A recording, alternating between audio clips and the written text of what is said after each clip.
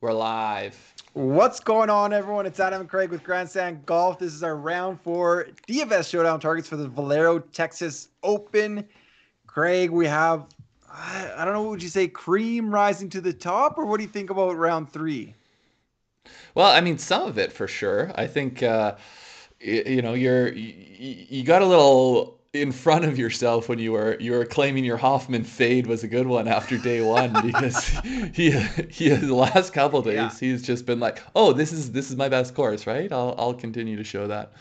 But yeah, no, I think it's pretty exciting leaderboard here. It's definitely intriguing what's going to happen with Jordan Spieth. I've got him picked for my one and done this week. You've Yeah. already come out and said you got him for next week. So there's a lot of interesting things happening. Yeah, I mean, the one thing I am cheering for, which just as a golf fan, is for someone not named Spieth or Wallace to win to get that invite to the Masters. I Yeah, guess, for sure. I mean, Kuchar as well. And I mean, Yeah, they, but like a Charley Hoffman or a Cameron Tringali or a Lahiri, like someone winning their way into the Masters I would would be pretty love to. cool. I mean, Charlie Hoffman after his start here, after his finish at Crosby Canada, like that would be an awesome story for him to win his Hmm. way into the Masters in the last tournament when he's been playing really well for a couple months And has a good Masters and history. has a really good Masters history. Yeah. Yeah, but I mean, Um, those guys are a couple of shots clear of even Hoffman and 4 up on Tringali, so there it is quite a bit to pick Yeah, up. and you know what? I had to, I watched at points today, I listened at points today, and then I had family obligations, so I wasn't able to watch the last little bit here. But it did not seem like Spieth and Wallace were playing that well from what I was listening to, and then they obviously just turned it on the back nine and got some, a few more under par. Yeah, unfortunately, But with all like the snip snap of the scheduling here, with it being delayed all the time this morning, mhm. I lost coverage when it left. I think it went to CNBC or something. I don't even know where it went to in Canada, so I kind of lost it there. But watching the shot tracker, yeah, they ended well. Yeah, I tell you, you get Golf TV, Golf Channel, Oh, CBS, NBC, TSN, Sportsnet. Like, what more do you got to do to get all the golf coverage in uh, Canada? yeah, this one's well. Thank you everybody for joining us right now. We know it's a long weekend. I think a lot of places, other stuff going on. So thank you for joining us. We do have a lot of Masters content out. We dropped a couple videos today. Our picks, our previews. Craig, you're going. I don't know what's happening with you. You seem to be Just going. slipping, just slipping. We have our podcast, which is our picks, our previews, our bold predictions. That is out on YouTube. We also did kind of the 6 holes that distance can really be taken advantage of at Augusta National. That's a quick video Craig did a bunch of research for. We just dropped as well, and a bunch of stuff coming later for the Masters. But one more round, Valero, Craig. Oh yeah, thanks for joining us. Hit that thumbs up, subscribe if you've not already subscribed. Let's get a little bit extra, little bit more green before we go into Augusta. Hey. Yeah, I'm with Brandon McNeil here. I think it would be very nice to have a big payout before the weekend approaches. I thought I might be looking at a decent showdown today. It ended up cashing, but with Spieth and Wallace, it didn't have Spieth and Wallace. It had Hoffman. But with them kind of making their rounds better, I had Hideki at the top that limited my upside. So I'm looking to tomorrow really take down a nice one. Yeah, well, let's pop over to the round 3 scores. It was minus 0.77, a huge change from the first couple of days. Our picks were point 0.5. I mean, yesterday Scheffler kind of brought the average up a little bit. Unfortunately, I got to wear that one today. That's Aaron Wise was +3, but I mean the stats checked out, and he was a popular play, but he did not translate. That's golf for you. That's showdown golf. But onward we trek. Well, the worst part about Showdown is, yeah, Cam Davis was a little bit ugly. The worst part about Showdown and making picks for Showdown is that, like I just resent it when like Scotty Scheffler had a decent day I today. know. Yeah. Sebastian Munoz had a decent day today. I'm Yeah. like, man, like what the heck? Like this is why I picked them the day before. Why could it have not gone this way? One show let's come back on Saturday, be like the same picks. It's the same 6 guys. We're like those guys again. They're playing Yeah, well. Let's yeah, just yeah. go with those 6 guys again. Their salaries are going to be about the same. Yeah. Do we know what tea times are tomorrow? I don't think when we were kind of doing the research, I mean, it just ended. We ended late, so I don't think we have that yet. It was off in threes, obviously on split tees. I'm not entirely sure what we got for tomorrow. Yeah, I would assume it is not unless there is weather. Like I'm assuming they're doing twosomes last to first, Yeah. but I'm not going to. I mean, jumping into the weather here, it looks like it's going to get calmer as the day goes on. But are you doing anything with that from a strategy point of In view? terms of the weather or in terms of the tee times? No, I won't be. Again, I don't think it's that significant. I think it can change really quickly. Maybe seeing when the first tee is and taking a quick peek if the weather has changed before then, if I'm up early enough. But really, no. Talking about guys for tomorrow, Peck asks, are we favoring approach around the green or putting? I think for the most part, I am favoring approach, but I don't like to see guys that are ice cold with the putter. I want to get some guys that, have been putting at least decently. That's where I'm leaning. Around the green, it's tough. Yeah, I also think it depends on the sample size. Like when you're looking at those things from single days, there's just so much volatility to it. When you start to look at them over the last 30 days, or even so, 3 rounds is better than a day. 30 days is better than Yeah. and so on and so forth. I think I'm leaning towards ball strikers, people that I feel like coming in are playing well Mm-hmm. and then have shown to be hitting the ball well so far this Yeah. tournament, and then hoping that the putter and the short game pops and they do get the scoring as well. Yeah, I mean, I also agree with Baracho as well. One of the best stats I think this week has been greens in regulation. We have these advanced stats now, but sometimes just how often you hit greens, if you just really kind of simplify it, how often you hit greens, you're going to limit your mistakes, especially round one, round two. You're going to limit your mistakes when you're hitting greens. So that's been something I've been I kind of. think for a single stat, greens in regulation still is the most highly correlated, except strokes gained total. I think greens in Yeah, regulation is the strokes most in total, of highly course. correlated with success, which I mean it doesn't surprise you because it can capture so many things. Yeah, It seems like it's simple, but okay, so you're not short-sighting yourself. You're not, like you haven't gotten into trouble in so many ways. You're on the green. totally. You might birdie, you might two putt, you might worst case scenario you might three putt, but I just yeah. looking at who's in the field here, greens and regulation kind of leaders. I'm looking on the PGA Tour site. I got Matthew Neesmith, um, Corey Connors, Aaron Wise, Abraham Answer, Sam Riders, Henrik Norlander. So a lot of the guys that were popular, some didn't make the cut, but I think a few of them at least have shown flashes for sure. Yeah, yeah. Kate, should we jump into picks here? Yeah, I think I'm ready. I feel like I had one more thing to say. Oh, what's everyone going to do tomorrow? You can put in Spieth, you can put in Hoffman, and you can put in Wallace and still have 7,400 left over. I don't think that's very wise. You I can put think in all three, you mean? putting in all three. I think if you want to Yeah. go 2 to 3, sure. If you want to go just one, put in all three and then picking kind of from that smaller sample size under 7,400 or around If there you're for. putting all three, you got to leave money on the table. You got to leave money on the table. You got to pick someone that's in the 50th, 60th kind of area right now. Someone that's going to Yeah. be less than That two goes out groups there and at has home. a good day. Yeah. Yeah, that would be my only thing because looking at the prices, especially Wallace and Hoffman, they are quite easy to fit in. Yeah, yeah. Spieth, not so much, but I don't remember if you picked him, but I did not pick Spieth, but I have a feeling that Spieth is going to be popular, and I probably will have a piece of Spieth, I'll have a, just, I'll have a, just to be safe. I'll have a piece of Spieth. I actually put his name in first for a little bit, for a split second, but then I changed it. Craig, should we get into it? Yeah, let's do it. What's your top one? I changed it to Corey Connors. I'm going 10,400. Corey Connors, he had a really good day today. That 5 score, so he's gone 71, 74, 67. He's T17 right now. Second price. I feel like yes, the 5 under today will attract ownership. His name as defending champ will attract ownership, but the T17 is a little bit far back.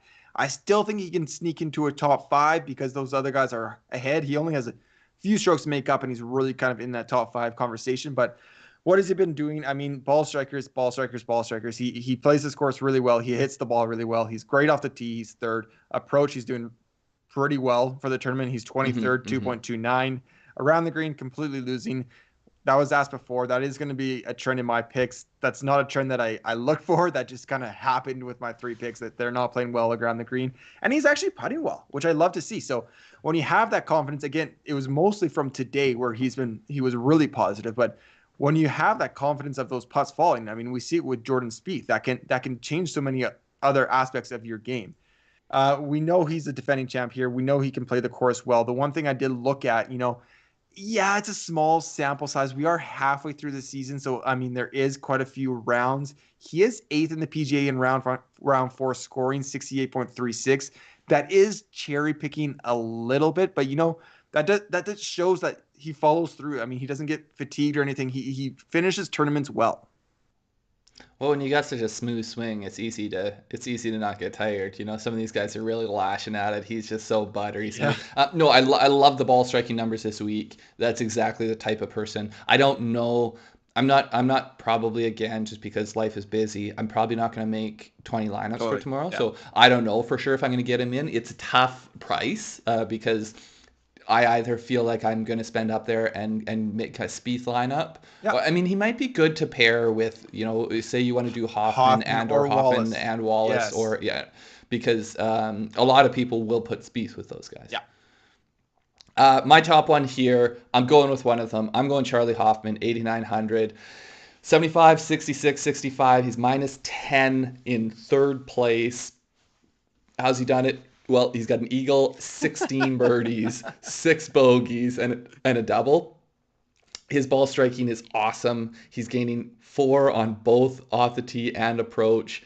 He's second off the tee, 10th on approach. He's gaining a little bit around the greens and putting, but I mean the putting's good. The around the green is essentially 0, close to 0 average per round. So why Charley Hoffman?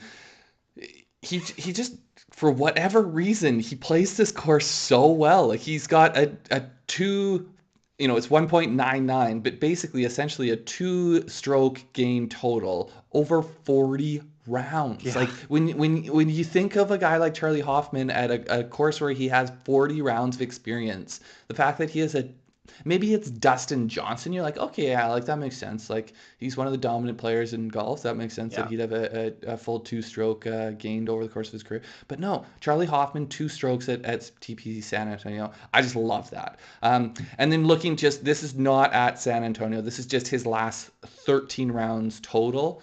7 of them, he's over 3.5 strokes gained. Yeah. Some of those are well above, like he's had this week. But to me, so 50% of the time you're getting a stud showdown round out of him, essentially. So I'm going to roll with that. I think likely I will pair him with one of the other guys at 12 and then hope, whoever I pair him with and him end up being the kind of 2 jockeying for it at the end. Yeah.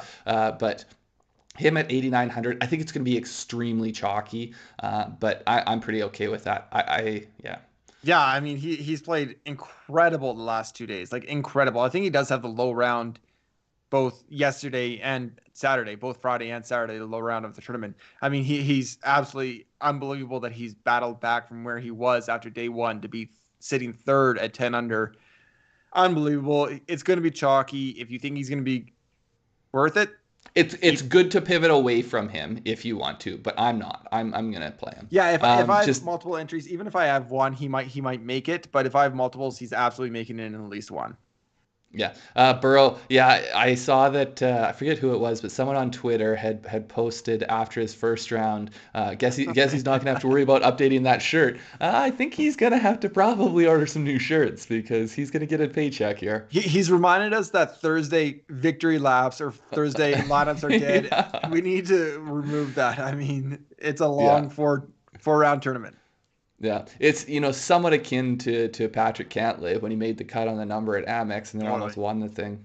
Yeah. Hey, speaking of Amex, my second pick here, Siwoo Kim, 7,400. I would pretend I set that up on purpose, but no way, not a chance. No, I didn't. 7,400 on DraftKings. A guy we both said we played, I think, on Friday. Then you talked about for Saturday's round.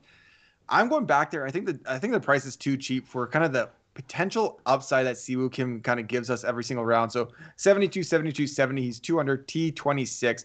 I mean, not really that interesting, but how he's gotten it is kind of interesting. 1 eagle, 10 birdies, 7 bogeys, 1 double. Ball striking has been really good. His approach is 21st, 2.82. That's cumulative, of course, over the course of the tournament. Off the tee, 25th, 1.79. And he's actually gained putting. I think he's gained in 2 of his 3 rounds, but over his total kind of tournament, it's 0.57. It's 45th in the field. But just looking at every single round with his ball striking, he's positive approach in all 3 rounds. He's positive off the tee in all 3 rounds. And then one kind of last nugget. I mean, he's also 7th in PGA in round 4 scoring. Yeah, that can be kind of biased because of his great finish at the Amex, but that is something, I don't know. I feel like that you finish tournaments well, and I feel like Siwoo Kim at 7,400 with his upside is a great GPP play. Yeah, I love. I mean, Siwoo Kim to me is always a consideration in Showdown. I was thinking about putting him in here, but I didn't want to go straight repeat on the same guy. Yeah. But so I'm glad you did. I was sweating it early with him as my Yeah. pick today because he dropped 2 strokes in his first 3, but then he came out and he played well to get to where he was. No, I like the pick a lot. I don't think I really have much to add to that, but I think his start to the day today is perfect, perfectly emblematic of his volatility. So don't pick Siwoo Kim thinking you're not going to have to sweat it. It's the same thing I was saying yesterday with Hideki. Like, don't make this play unless you're prepared to sweat it. Yep, absolutely. But it's got the upside. Yeah. My next one, I'm going Lucas Glover, 7,500. He's got 73, 67, 70. He's -6, tied for 6th. 11 birdies, 5 bogeys. So really, he's doing it for me with the ball striking. He's gained over 7 strokes combined on approach and off the tee. He's just hovering around 10th place in both of those. His putting hasn't been great, been offset by his play around the green. But to me, if you look at, similar, I think, to what you're saying with Siwoo Kim, every day he is gaining with his ball striking. Yeah. So Thursday, he's gained over a stroke and a half. He gained 1.67. Friday, 3.6. Saturday, 2 strokes. So if you can kind of, assume, I mean, maybe don't assume, if you predict you may be able to get a stroke and a half, 2 strokes from him ball striking, Yeah. you don't need much more than that. If he gains a stroke with his short game, awesome. If he's neutral, that's pretty safe. But I think it just gives you such a solid foundation to work from. So at 7,500, he's -6. I just think that I'm going to look at the guy who's there because he's just been hitting the ball very well, as opposed to the guy who's -6 because he had a really hot putter one day. Yeah, no, I think that's a fair assessment, and that's usually how we lean for Showdown. I just think at 7,500 with a -6 number and a T6, it will definitely draw ownership. I don't know exactly how much, but that's one thing to keep in mind. Yeah, I do agree. There is Gary Woodland is another guy considered, and he is right around the same price. There's a couple people around that price that I think you'll just kind of have to pick and choose between them because each of them will attract a lot of ownership. Yeah, for sure. Okay, my third and final pick, the last one of the tournament for me, I'm going KH Lee, 7,000 on DraftKings. I think I talked about him on our Wednesday night show. I'm not sure. You did. He slipped into a couple of my lineups. Happy with where he's at so far, and it's 7,000 for the final day. I think that is kind of a steal. He's 70, 73, 70, -3, T21. Again, he started horrible. He was +2, and then he finished the day, 4 under, finished 2 under. For the day. So I like to see that battle back. How he's done it, the pro stats are very good. 3.17. He's 19th in the field. Off the tee, 1.7, 27th in the field. Also putting well. He is putting well. I'm fine with that. I mean, does that necessarily hold up? No, but does that give confidence that you can play these greens well? Yes. And he has played this course well. I mean, he only has 7 rounds under his belt, but he's been positive in stroke gained in 6 of them. He might be a future horse for course, but right now the sample size is small, but he has played this course very, very, very well. 14 birdies through the... Maybe he'll be like sidling up next to Charley and be like, hey, so what's the deal here, man? Yeah, exactly. Future all-time money leader. I don't know. But he does have 14 birdies, and that ranks 11th through the first 3 rounds. I mean, he is T21, so he is kind of sitting outside the top 20. I think he can battle into that. There's not, in that area, low 7s, high 6s, there's not a lot of guys, so he might get some ownership just because he is right around 20th, but I don't know if he'll be, super chalky. But the 11 birdies, or the 14 birdies, sorry, just is upside. It's just upside. Like, there's not going to be many bogey-free rounds, so you can't really rely on that. I want some guys that can go out, even if they get a double on the first hole, they finish 2 under for the day. Yep, I like the play. I mean, I have not looked extensively into KH Lee. I do remember when you brought him up as a play at the start of the week. I was intrigued. Ultimately, I didn't make any changes to my lineup, so I didn't look at it any deeper. But I do think he is someone who does get slept on a bit. Yeah, I think it seems like good value to me at 7,000. Yeah. My last one here, I'm going EVR, Erik van Rooyen. He's 7,300.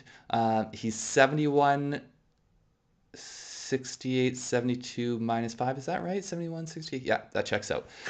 He's -5, tied for 10th, 15 birdies, 7 bogeys, 1 triple bogey. So really, to me, it starts with his off the tee play. Yeah. He's first off the tee. He's gaining almost 4.5 strokes off the tee. If you look at it, sometimes you look at these things and you find like, oh, they gained 3 one day, then didn't really do much else other than that. Yeah. But he's just done it consistently day to day. So you think about 4.37. So it's about a stroke and a half each day for 3 days, and he's gained at least 1.34. So it's not like any of them are really that high. They're all right around a stroke and a half a day. So I love that. I love to see that. You're getting off the tee box well. That's the first step. Now you look at his approach play. His approach play is negative. He had a -3 day on approach today. But so I dug into it a bit. He had a triple bogey on the 3rd, which is the par 3, water in the front. He put it in the front, had to come back to the drop zone, triple bogey. So that costs a lot on approach. I mean, obviously he still bled a few away elsewhere, but to me, okay, so can I try to figure out why his approach number is what it is and was what it was today? Okay, I don't hate it as much now, So I feel like his ball striking his off the tee ball striking is great. His ball striking doesn't concern me as much as the number might look. But yeah, essentially to me, I think it's value. I think potentially again chalkiness comes into play. But with these the way these Sunday showdowns work, you kind of have to play some chalk, and then you have to find a few places to get weird. So he's one chalky play that I'm going to look at down at 7,300. Yeah, you know what? I completely agree. And we never come into our pick show. We're like, I like Spieth, I like Wallace, and I like Hoffman. Like, we're going to give you some like of the guys up top that we'd like. We're going to kind of go different elsewhere. We're going to try to build it so it is, not all chalk, not all contrarian. We kind of want to center it there. It is interesting to me that he has been par or better every single round. I honestly wouldn't expect that just from EVR, I feel like following EVR's career for the last little while. Tons of upside, but as anyone in the field, like, he can post those big numbers. It seems like sometimes when he goes off the one rails, thing that I'll add to that, he's made at least 4 birdies every day. So yeah, I love that. Yeah, but he also has made a lot of bogeys in every day. Yeah, no. But he does seem one of these guys when he does, sometimes when he makes a triple bogey, he'll just like bogey the rest of the holes. It'll blow up, yeah, for sure. It blows up really bad, but I remember watching him in Europe. Like, he's also challenges in like these Rolex events, these really prestigious events he can go out and compete at. So the talent is there. It can be hard to predict guys like him that they can compete in very strong fields, but then you're like, okay, so in a weaker field, like, you should be beating up on it a bit, and they don't always do it. But I mean, that's golf. It's weird. Yeah, absolutely. Okay, Craig, that's our 6 picks, 3 each for the final round. That is our last show. I guess we have a podcast as well, but after that, it's kind of all Masters. Before we end, I don't think there's any questions in, but we'll give time for people to ask some questions. Winner and winning score. You ready to throw a prediction out for Texas Open? Do we have a leaderboard here? Well, I'm going. I picked my one and done, Jordan Spieth. I'll go Jordan Spieth at 15. Okay, I like it. I am going to go with the storyline. I'm going to go Charley Hoffman. Yeah, I love it. And I'm going to go. Let's go Charley Hoffman 15 under as well. I'll go Charley Hoffman 15. That's 3 big rounds in a row, but I feel like it would be a bit of a regression for him after his last couple of rounds, but yeah, it would be. We got one call from Robert Spieth at 16. That's another low round too. I think for my Masters, I don't really know if I want Spieth to win. I feel like I want him to be kind of teach you and Hungry? like thirsty and hungry for that win. You want him to lose this on the last day and go in hungry. Yeah, Brent exactly. Harris. Yeah, I had Kirk in my showdown lineup today, so I was very happy with his game today. He posted two, and it looked like there wasn't going to be as many people posting good scores, and then quite a few people ended up having them. But yeah, I think he was -5 on the day, if I remember correctly. Yeah, I mean, it's a guy we talk about more like Yeah, fairly often. chances are he'll be in my lineups. No, I just can't say him every day for our showdown videos. Yeah, exactly. Craig. Okay, well, happy Easter, everyone. Yeah. We were talking about hiding chocolates, but we've got a puppy, so we're not gonna hide chocolates because that could turn out disastrously. But I hope everyone has a good time. Wherever you are, if you're allowed to see family, if you're able to see family, enjoy the family. If you're not, then try your best to sit back and relax and watch some golf or something, and just enjoy the weekend. Subscribe to our channel. Tons of Masters content coming your way. All the support. We really appreciate it. Thank you guys. Have a good Easter. Have a good Sunday. Yeah, good luck, guys.